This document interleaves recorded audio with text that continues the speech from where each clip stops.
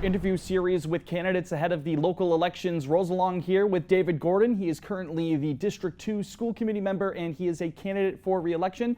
David, thank you very much for taking time out of your day to join us in the studio. Thank you very much for having me. Looking forward to it. Again, you're one of the 3 candidates taking part in the preliminary election for the District 2 School Committee seat. Again, that will be on September the 16th for people who live in that area, and we can get into the specifics of your campaign and the top issues at hand in a little bit, but I wanted to hear from you first, for people who may not be aware, your background, how you initially got involved in the school committee in Framingham. Sure, absolutely. First, thank you for having me. Appreciate that and this opportunity to talk to the folks. David Gordon. I grew up, born and bred in Framingham. Moved a little bit around after college and did all that stuff, but came back with my family. I have been in school finance from my career, the majority of my career, probably almost 2 decades of school finance. I have led school districts from Somerville to Westboro, a few independent schools at the CFO level, and have also been on the side of, as you can imagine, in that role you are similar to that of a Lincoln Lynch. So you answer the school committees and you work closely with your superintendent. And for me, one thing I noticed was an opportunity as my kids grew was, how do I get involved? And I thought school committee with my experience would be a good avenue to do that.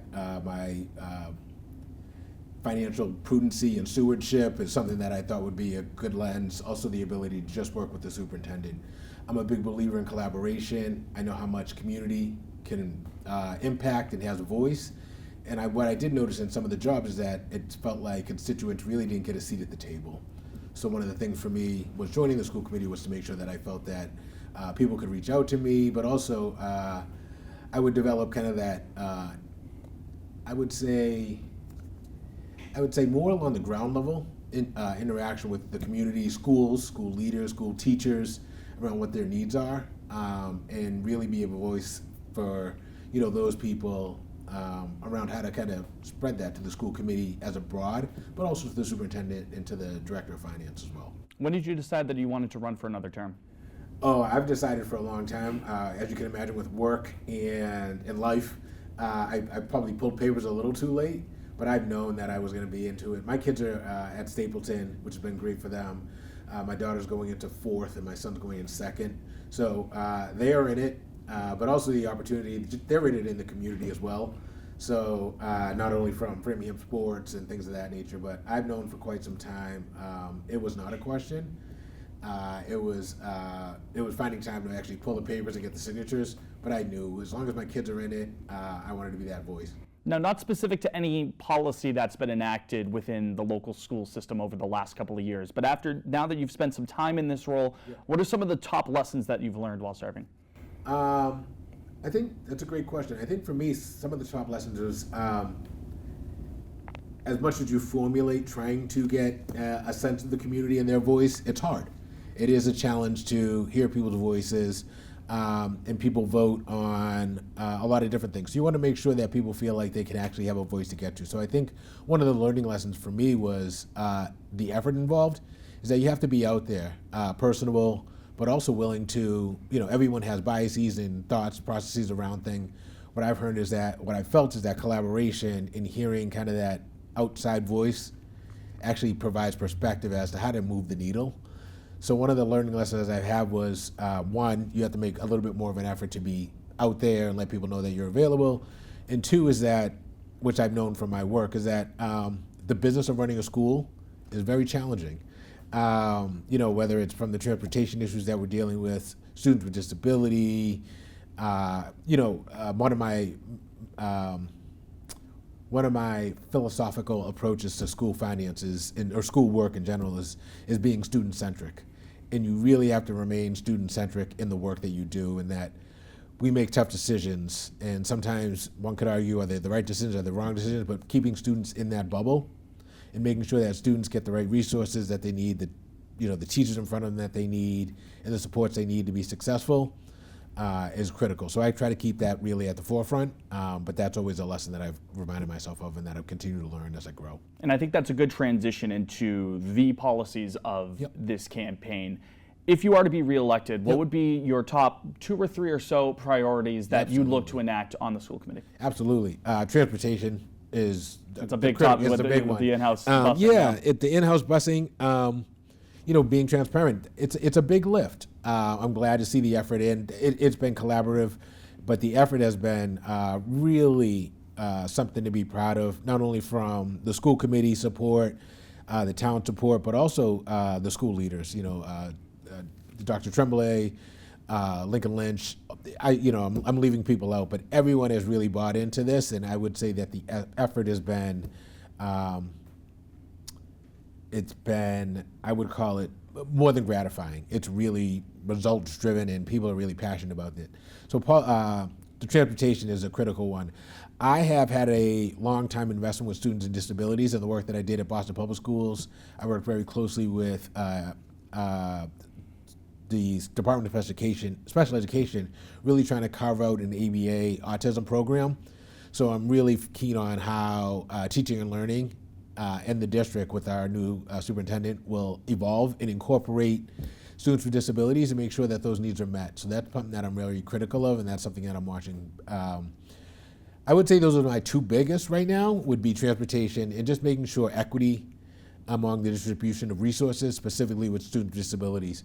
I have worked very closely with English language learners, socioeconomic status, but I would say if I had to carve out 2, my 2 highlights would just be making sure that students with disabilities have the resources that they need, and that I'm keeping a close eye on the transportation thing because I want it to be so successful. Right, and I think a lot of people around the city want to see that see that work out. Absolutely. Now, of course, you are the current sitting member for District 2 on the school committee, and then there are 2 other candidates, Lorena Tovar and Luther Evans, for this preliminary election, which again is happening on the 16th.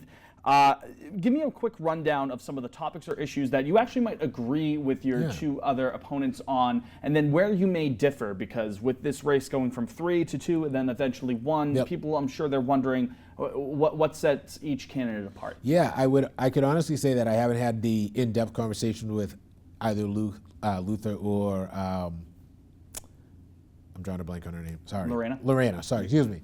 Lorena and I have spoke. Lorena is very much student-centric. In the past, we spoke around we've actually collaborated a lot on transportation. So I have a fond and a very, there's a lot of admiration for people that I feel are very much student-centric and follow that philosophy. Lorena is one of those people. So I think we share in our passion, and I think Lorena, rightfully so, is looking for an opportunity to have a seat at the table. So I would cautiously say that our visions align, and I think we just want what's best for the kids, specifically underprivileged, marginalized families that are just, the truth is sometimes we do the best we can, but it is very hard to not just kind of not be cognizant of the lateral, or the tentacles that impact families that we're not aware of. And that is a little bit of bias, that's a little bit of privilege, but I think we're all working to be better at that. And Lorena and myself speak kind of the same language as to making sure that regardless of the socioeconomic status, everyone should have a voice, and the families that actually need it should actually have kind of a little bit of a stronger impact because they are actually needing of means and things of that nature. Luther and I have not had a chance to catch up. He did email me. I wrote him back. We're playing a little bit of email tag, but his email to me was extremely, it was gracious, applaudable. He was like, listen, one of us is gonna with the seat, but it feels like we're both out for the same thing, and that's kids. So I'm sure we're gonna connect over some coffee, probably in Saxonville, and have a coffee and talk about that. So yeah, I'm looking forward to the conversation with both of them. There's going to be things that we prioritize more than each one of us, when I think that's okay, as long as the kids stay in the bubble. What would you say is 1 or 2, maybe off the top of your head, even if you haven't been able to connect? Is there anything specifically that you might be able to identify? Yeah, I know from the past, me and Lorena are on that transportation thing. That is like the critical piece. Right. And I think it's just around equity. Yeah. I would say the distribution of resources, making sure that kids are equitably, have the access they need, the resources they need, and they have the right teachers in front of them. Now, of course, one of the big rules of the school committee is to interact with those at City Hall, whether it's the mayor or the city council. I'm curious to hear what you have to think about this.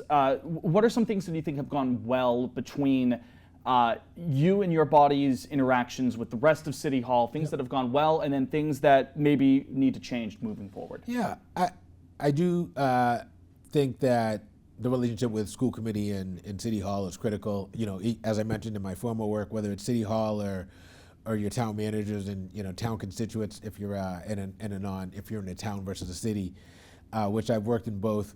Those are critical relationships, and I think there is a balance between student-centric work, the financial impact, taxpayer dollars, and again, not only are you talking around student equity and student socioeconomic status, but on the city side, they think of it, even more broadly than sometimes my hat sometimes goes to.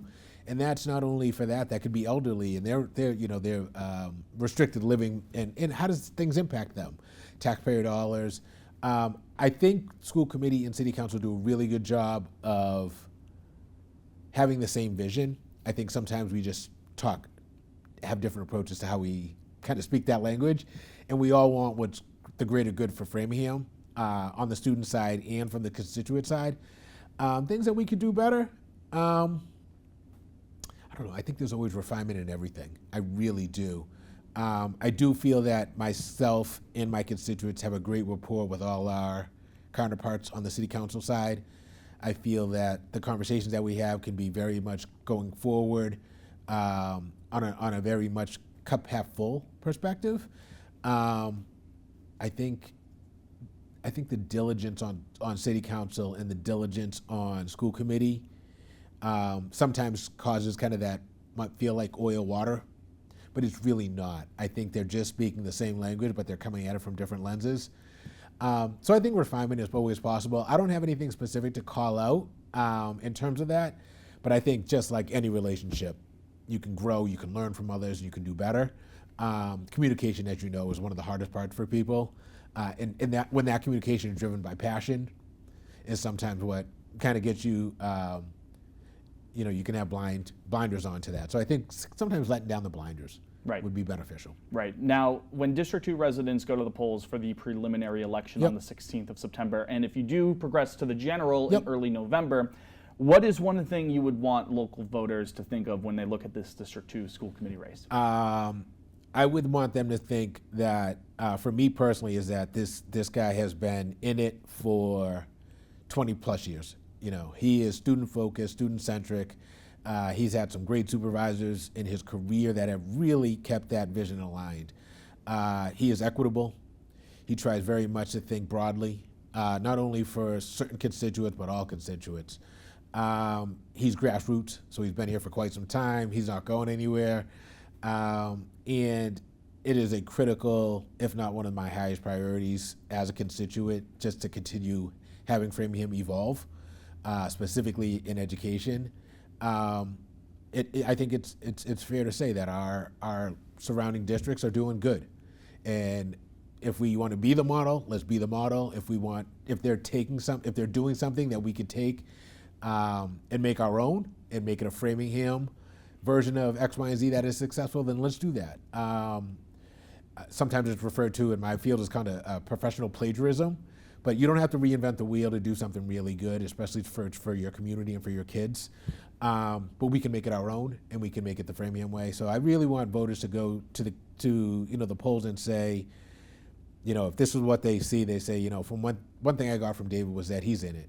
He's really student-centric, but he's cognizant of all the tentacles that impact taxpayers, different demographics of student bodies, transportation, ridership. I grew up in a single-family home, so my mother went through those trials and tribulations of just managing life for two young kids, and the last thing she needed was transportation issues. So.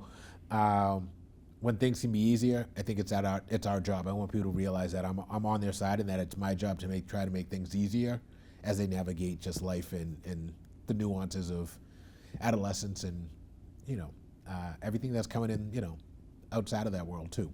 Again, folks, that's David Gordon, the current District 2 School Committee member who is up for re-election. The preliminary election is on September 16th.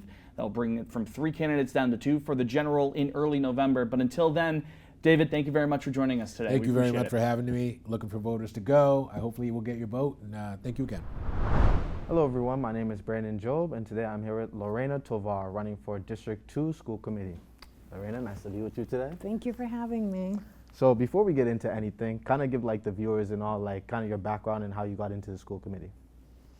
Yeah, so I have lived in Framingham for 7 years. My husband is actually from a well-known family, Framingham family. My children are 6th generation Framinghamers.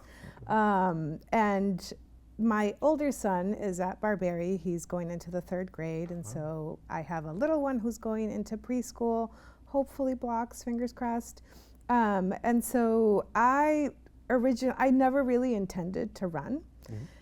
But nobody was running, and one day coming home from work, I was just, listening to the news. I have a long commute home. I work in in Cambridge, and on my way back, I was like, I'm just gonna do it. So I did it. It was never really my intention. I care very much about equitable access to education. I care very much about having all children have positive experiences in the foundational years of their education. And so I go to school committee meetings. I try to be active, and I talk to parents and families. Staying involved.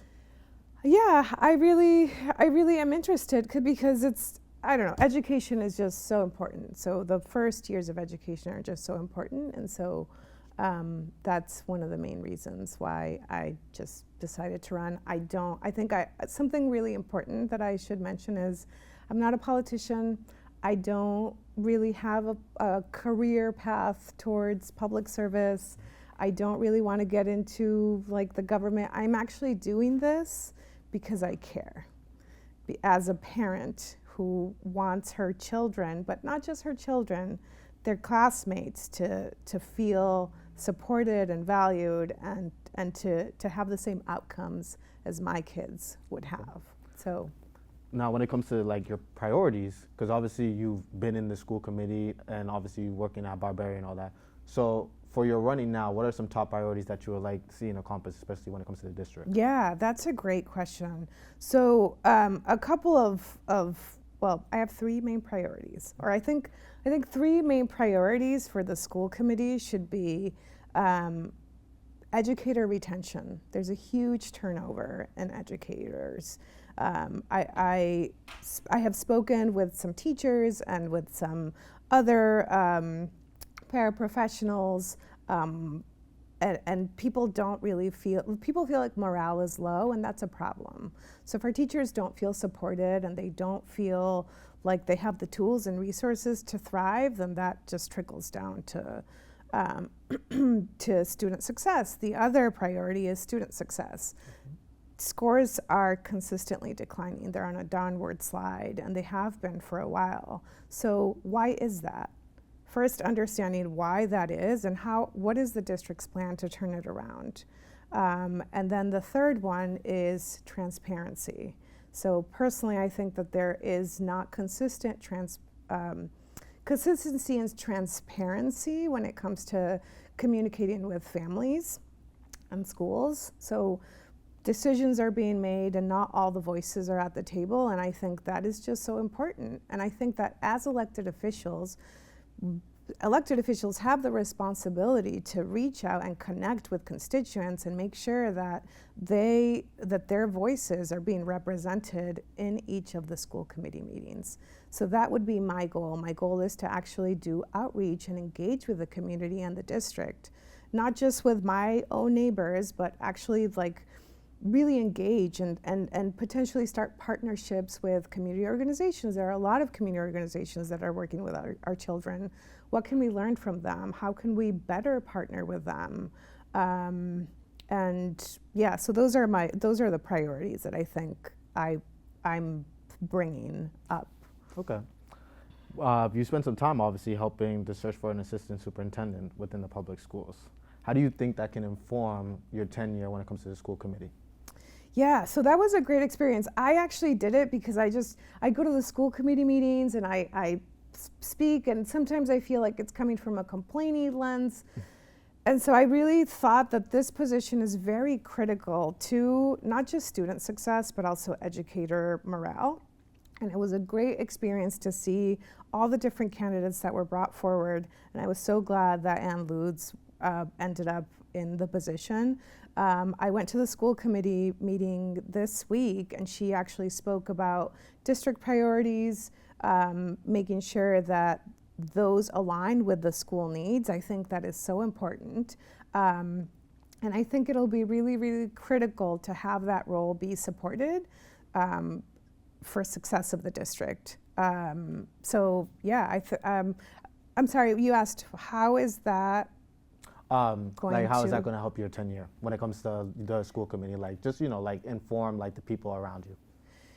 Yeah, I think I have already reached out to Anne to set up a time to talk to see, also her role is just so critical. And I think that the school committee actually needs to work with her also. So she was at the meeting with Dr. Tremblay, which is great. So Basically helping one another. yes, I think just working together. There needs to be a lot more cohesion, always And that's in a something you kind of feel transparent like way. is lacking so far in the school committee, like kind of like cohesion in a sense. Well, cohesion, but also asking the right questions. So if student scores, if student success is just declining, can we ask the question why? So I think Anne's role again is critical to ask these questions, because she is meeting with all of the principals. She's in like a data gathering mode right now that is going to help inform those questions. So for me, I think it's asking the questions to then work together on figuring out the answers and the solutions. Okay. Local news. Obviously, we try to inform the people about getting involved when it comes to just not only us on TV, but stuff around us. Now, going into this election, obviously we know that there's a lot of money going in when it comes to like put forth from the city and from the district. Why do you feel like it's important for people to know that and to get out and vote? That is a great question. So to start, we have a special election in District 2. We are 3 candidates, and in order to narrow it down to 2 candidates on the ballot in November, we have to have a special election on September 16th. So that special election is going to cost all of us, Framingham residents, taxpayers, $25,000. Wow. So if people don't get out to vote, that's wasted money on Exactly. everyone's pocket. So it's super, super important to get out to vote, either vote by mail or go to the polls. Now, it's really difficult for people to go out to vote for one candidate for one district, but it needs to happen, especially because we're all paying for it. So it's crucial to get the vote out. And I love how you stress that too, about not just you yourself, but just in general going out there and voting, Yes. because it's bigger than just yourself. Yes, and it's also part of democracy, right? Exactly. Especially during these times, we need to use our votes any opportunity we have. So please get out to vote. And when people go to the polls on September 16th, what is one thing you want them to think about you yourself when it comes to why you should vote for me and what you're bringing to the table?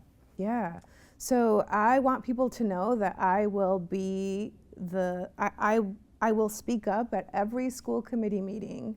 I will represent their voice. I will be responsive to emails and phone calls. And I will, most importantly, make sure to put students, educators, and families' interests before anything. Because again, I'm a mom. I care about our kids. I don't have a career in politics. Being on the school committee does not serve me in any way personally or professionally. I'm really doing this for our district. I want a better district. And doing this for our district, where do you hope to see the school committee versus when, hopefully, if you were to get elected from now to your further future? Where do I hope to see them? Yes. I hope that we can work together. So I would really love to work together, again, on turning around those 3 main things. Student success. We need our scores to get better. And in order to do that, we need to understand why they're continuing to decline. We need educators to feel supported and to feel valued and to to make sure that they know how much we care about the essential job that they have. And third, transparency. We got to work together on transparency, because that's a big thing that is lacking, I think. Yeah, and I feel like not even just here, but just as a community and as a nation, like I feel like we're not seeing that much nowadays, and we need to enforce that even more. So just even starting right here and broadening it even more. So I definitely love Absolutely. that. And obviously, before we wrap up, is there anything else you would want to tell the viewers for why you just should get out and vote on September 16th? Yes, please get out to vote. It's really important. It's costing you money, this special election, $25,000. Please get out the vote. Either vote by mail or by going in person. And also, can I talk about my social media? Oh, great. Go ahead. I have a Facebook page. If you want to learn more about me, please visit me. It's Lorena Tovar 4SC. And yeah, please reach out. If you want to talk, I'm happy to connect. Well, Lorena, I just want to thank you again for coming in. Thank you so much. And sharing your time with us today. And I wish you the best of luck on September 16th. Great. Thank you again. Thank you for joining us here at The Frame. My name is Brendan Fitzpatrick, and I'm pleased to be joined in our studio today by Luther Evans. He is one of the candidates for the District 2 seat on the Framingham School Committee. Luther, thanks for joining us here today. Good morning, Brendan. And Luther, again, is one of 3 candidates who will be in the preliminary election for the District 2 seat on the school committee. That preliminary election is on Tuesday, September the 16th. And from there, 2 of the 3 candidates will move on to the general election in November. So this is the one special election that we have this fall here in Framingham to get things going with our candidate interview series. Luther, I wanted to start today by learning more about your background. How did you get involved in the local political scene, and what motivated you to run? Yeah, first of all, I want to say good morning, Brendan. Again, thank you for this opportunity. I want to say I'm grateful and I'm blessed to be here. I do recognize that this is one of the big opportunity for the Framingham City to really get to understand the candidates and meet them one-on-one. And so I was born in Manhattan, New York, to 2 loving, hardworking immigrants from West Africa, Ghana. I benefited from the public school system. I went to New North High School, where I had the fortunate opportunity to serve on the school committee there, and I served as student representative. And I served on Mayor Seti Warren's administration, and then I graduated from Framingham State University, where I graduated with a degree in computer science. And the reason why I run for the school committee, because I'm passionate. I want to be here. I want to serve and help out students and help out teachers. My most recent job, I worked as an educator at Harvard Medical School in a med science program focusing on high school students. And so I definitely see an opportunity to implement my skills that I've learned in the past to really help out the students here. And I'm just really passionate about that. Yeah, that's a good transition. I wanted to ask specifically in regards to both that Harvard experience as well as your experience in Newton as a student, working with a similar board. How do you think those experiences can inform your work on the Framingham School Committee if you are eventually elected to this seat? Exactly, great question. How I can translate my experience from working at Newton North High School, being there first, was having that firsthand experience and seeing how that worked with the school board, working with not only just the school committee board, but the city councilors all together, and also the mayor as well there. Being able to understand and how can I help out the students, and having that close contact with not just the students but also the teachers. And I want to be able to implement my strategy in terms of like mentorship, and as well as helping out and making sure families feel heard and represented. And most recently at Harvard Medical School, working with high school students. And so there's a med science program that bringing high school students to the campus from across the Commonwealth, and just that ability to understand and to connect with the students. And I feel like it's not enough to just be removed and just be in a board in the office, but really to connect with the students and and hear from their perspective what are their concerns firsthand. And so that's really my emphasis of my campaign. I want to be hands-on. I don't want to be removed, and so I want to be able to listen to the concerns of the students and the teachers. Right. When was the moment when you decided to run? How far ago was that? Yeah, the moment I decided to run was about a few months ago.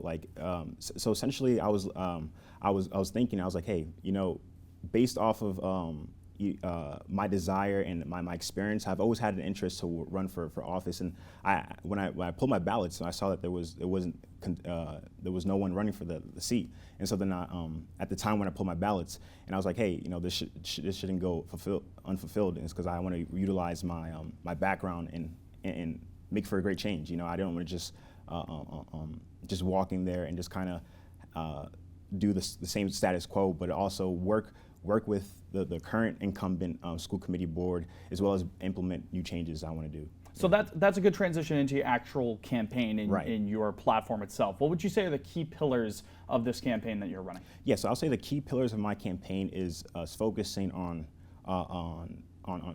the student board, like their academics, so mathematics, English. So I want to focus on how can we improve the standards of education across Framingham, because we've heard talks about like the standards and how it can be a lot more improved. And so I want to focus on how can we uphold those standards, right, and increase them.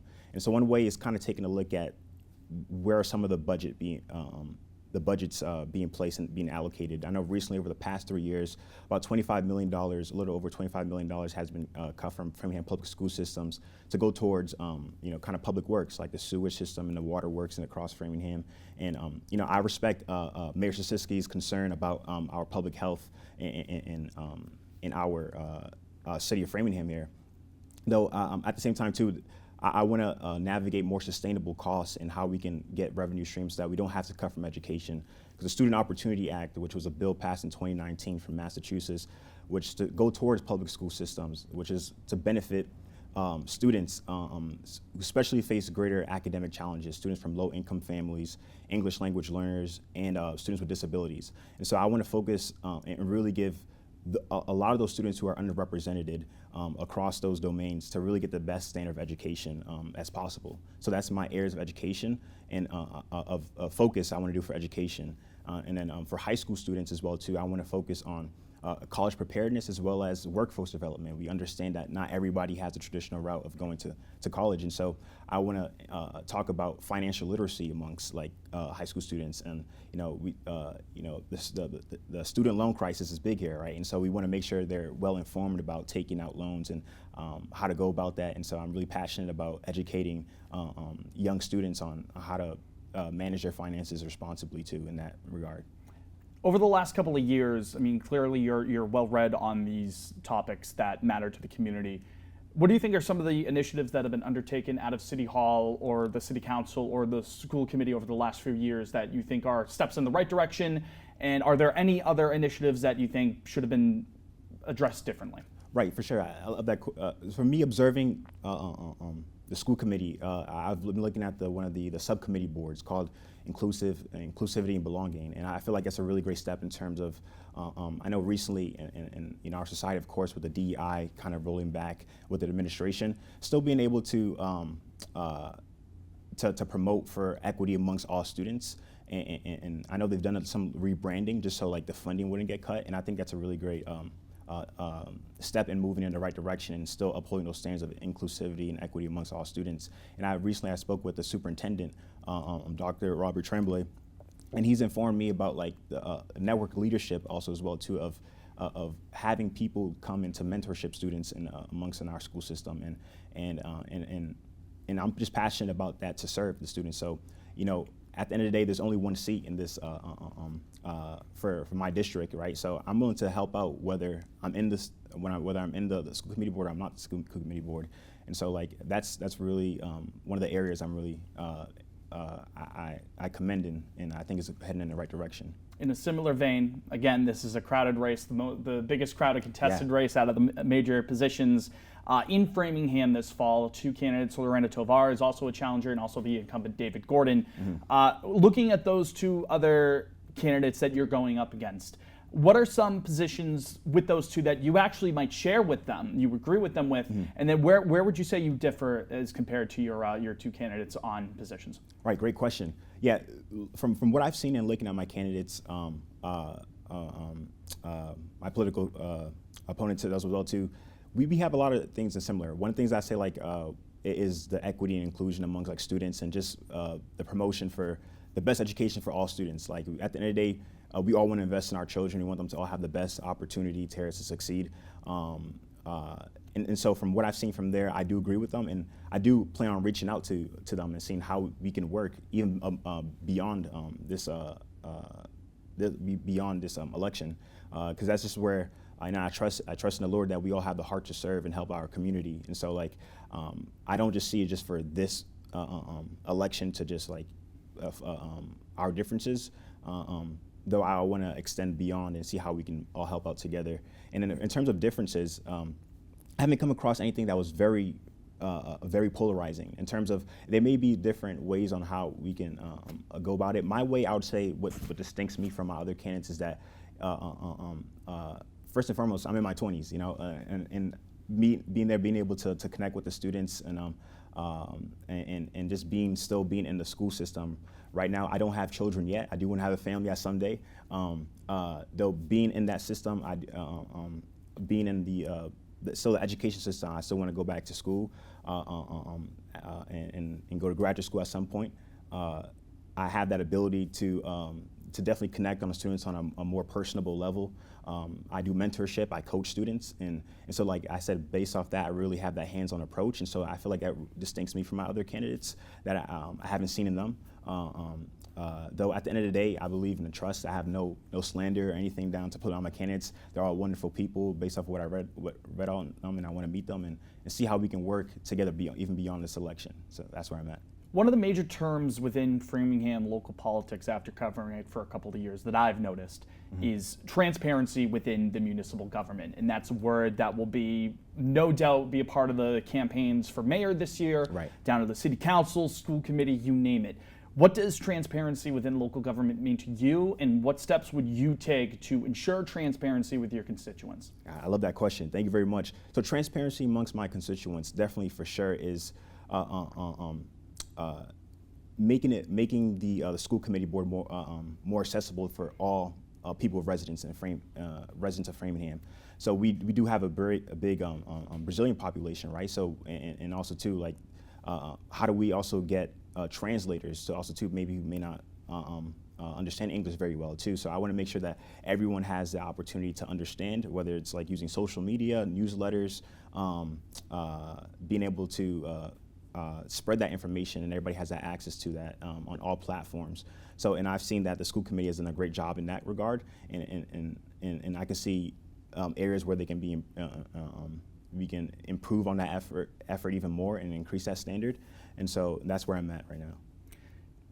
Come September 16th, a couple of weeks from now, to begin with the preliminary election, and then eventually, if you do proceed to the general election in November, what is one thing you would want people to remember, to think of when they go to the polls? Yeah, the first thing I want to say is to the city of Framingham is just essentially just do your civic duty, go out and vote and utilize that. Yeah, that's really important. I feel like at the end of the day, just go out and make your voice be heard. You know, elections at the municipality level, the election at the local level is really important and critical, as well as our federal level. But definitely, like, just go out there to make your voice be heard, and definitely, if you believe in investing in our students, supporting our teachers, and that families feel heard and represented, I definitely am someone who wants to uphold those standards, and I want to let the city of Framingham know that I'm passionate and I want to be here, and I'm motivated to be on the school committee board and be invested. Again, folks, that's Luther Evans. He is one of the 3 candidates for the District 2 seat on the school committee. The preliminary election for that seat is September 16th, that Tuesday. That would bring the race from 3 candidates down to 2. And then the general election to decide the winner of that seat will be in early November. Until then, Luther, thank you very much for coming in today. We appreciate it. Thank you very much, Brendan. Appreciate it.